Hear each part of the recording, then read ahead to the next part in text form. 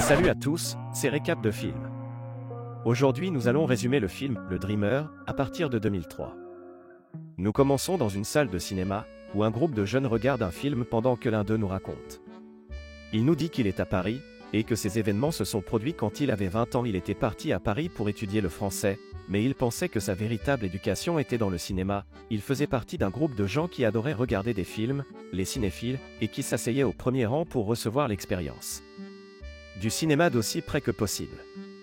Le gouvernement avait renvoyé l'un des professeurs de cinéma de l'endroit, et les autres cinémathèques de Paris étaient sortis pour le défendre.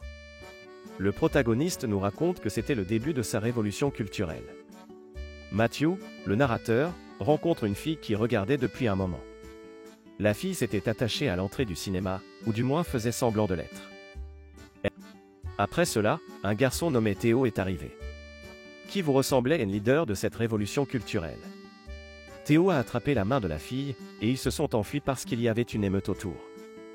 Les manifestations du cinéma se sont transformées en confrontation avec la police. Matthew est resté seul avec Théo et la fille, qui s'appelait Isabelle. Ils ont réalisé qu'il avait beaucoup de choses en commun, et Matthew a dit qu'en quelques heures seulement, il était déjà amoureux de ses deux nouveaux amis. Le lendemain, le téléphone a réveillé Matthew. C'est Théo qui l'a invité à prendre un verre et à dîner chez lui quelques jours plus tard. Matthew est arrivé et a semblé surpris par tout ce que Théo et Isabelle lui ont montré. Là, nous apprenons qu'Isa et Théo sont frères et sœurs, et nous rencontrons également leur mère et leur père.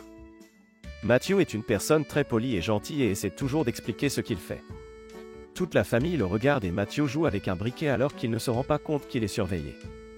On se rend compte que Matthew est un rêveur qui est conscient des formes et de l'harmonie des objets. Le père, qui est écrivain, admire Matthew et interroge son fils sur les manifestations auxquelles il a participé. Ensuite, la mère a invité Matthew à dormir là-bas. Isa a éteint la lumière et allumé des bougies, a parlé un peu à Matthew, puis l'a embrassé avant d'aller se coucher. Théo a conduit Matthew dans une pièce à l'extrémité de la maison, et Matthew a semblé surpris par la taille de la maison. Plus tard, Matthew s'est réveillé dans la salle de bain et a remarqué qu'Isa et Théo dormaient dans le même lit. Le lendemain matin, c'est Isa qui a réveillé Matthew. Elle semblait toujours être dans un film, et profitait de sa réalité pour le vivre. Isa a demandé à Matthew de toucher ses lèvres, puis il l'a fait.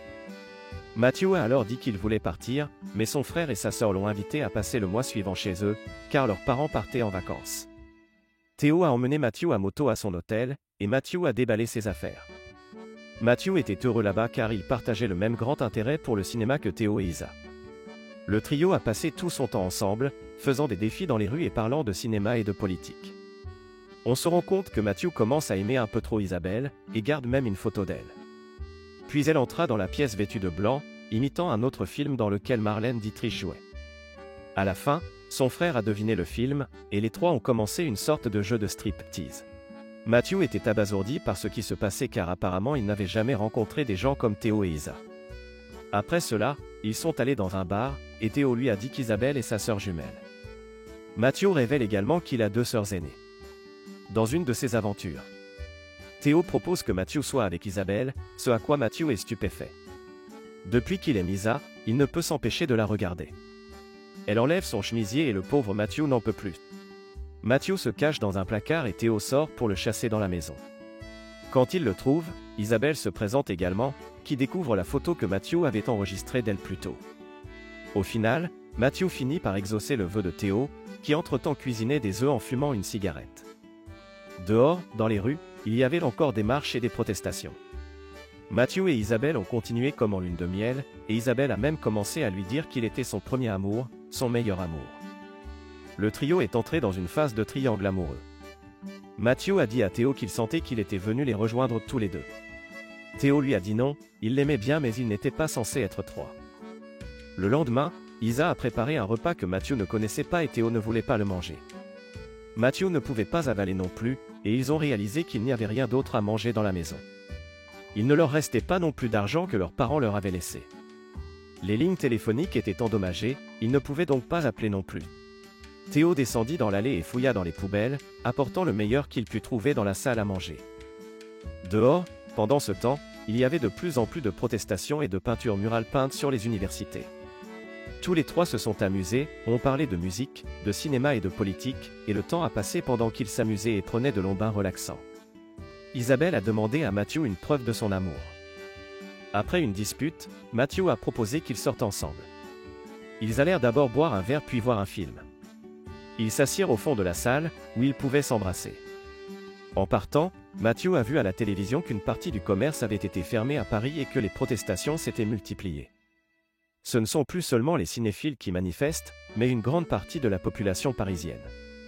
Matthew a dit qu'il ne comprenait pas très bien ce qui se passait.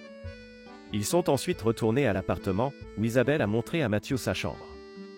Il était surpris car il n'avait jamais vu une pièce comme celle-ci, puisqu'aux États-Unis il ne voyait que des maisons identiques, avec des pièces identiques. Isabelle a entendu la voix de Théo dehors et s'est mise à pleurer. Matthew a essayé de la réconforter, mais Isabelle l'a oublié et a pleuré en appelant Théo.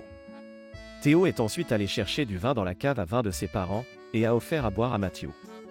Ils ont parlé de ce qui se passe dans la rue, et Matthew se demande si s'il croit en ce qu'il fait, il devrait être dans la rue et non là-bas.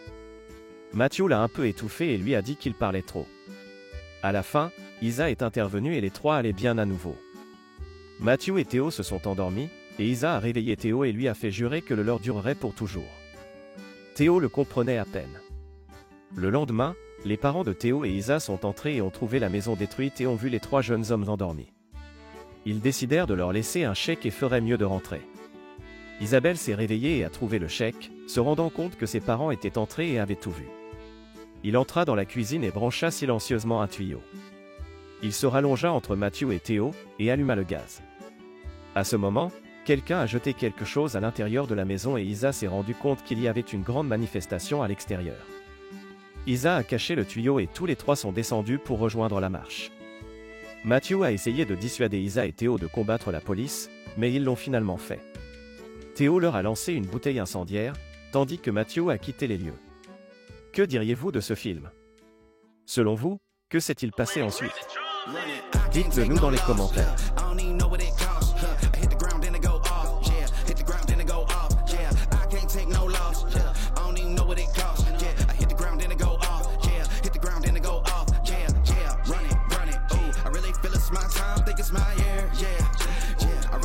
My time, think it's my year, I really feel it's my time, think it's my year, I really feel it's my time, think it's my been ready.